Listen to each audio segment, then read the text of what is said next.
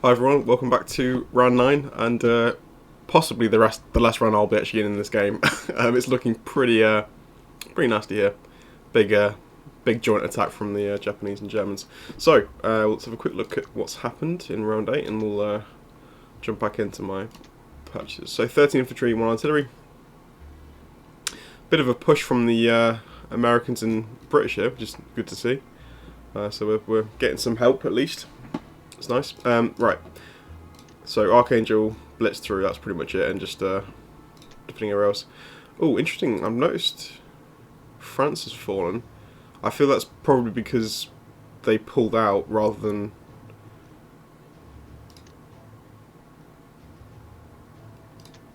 One thing I wish on the actual non-com moves, I wish they could see where they've moved from, because it doesn't exactly show you.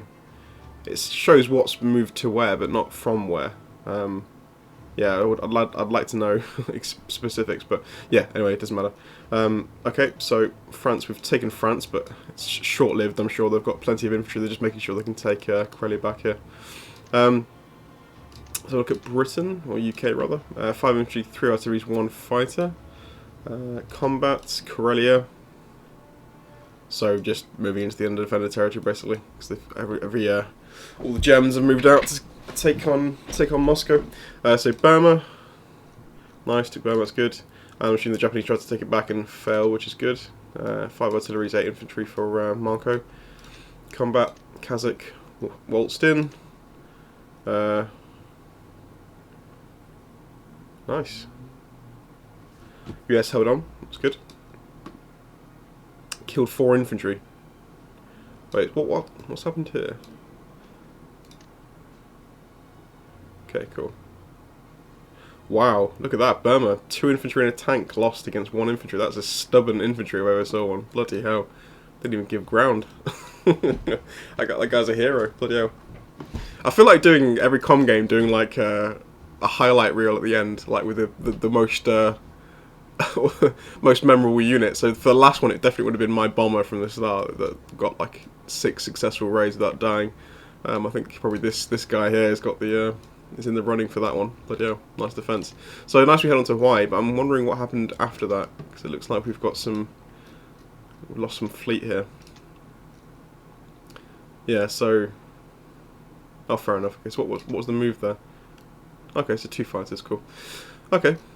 Purchases for Capitano. 1 transport, fighter, artillery, and 6 infantry. As you know, combat destroyed what was dropped off there. That's pretty nice, as we've got an extra victory set here. It's a shame we can't really do much with that. Yeah, to make anything happen, we'd need to capture. Probably, yeah. There's no way. There's no way. The easiest one to grab would be the Philippines, but that's not going to be possible. Yeah, if we somehow manage to grab Italy, France, and then Philippines as well, we may have a shot at winning. But that's not going to happen. that's a dream at this point. Right. So non-com, various moves. Obviously, we're moving into Karelia as well, which is nice. Lots of non-com moves. Okay, so back to me for my last round. I would imagine. We do have 20 fighters in Moscow, which is pretty nice. So they're going to get a lot of kills on these attacks, but yeah, I think the sheer numbers will be enough to overwhelm us there.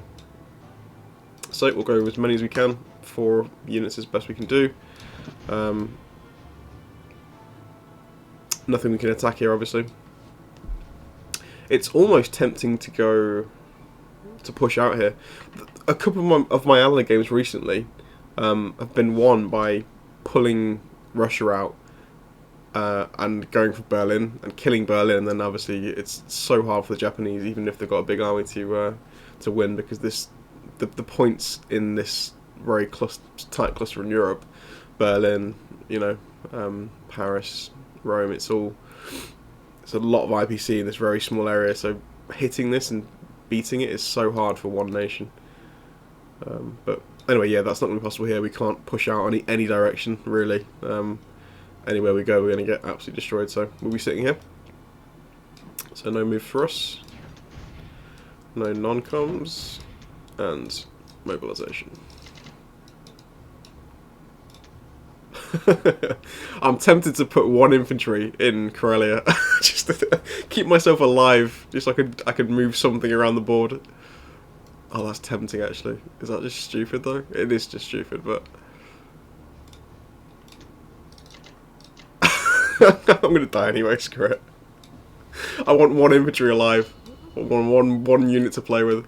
There we go. That'll be my key this game now, is to try and keep this guy alive. Send him to Norway and just let him chill for a bit.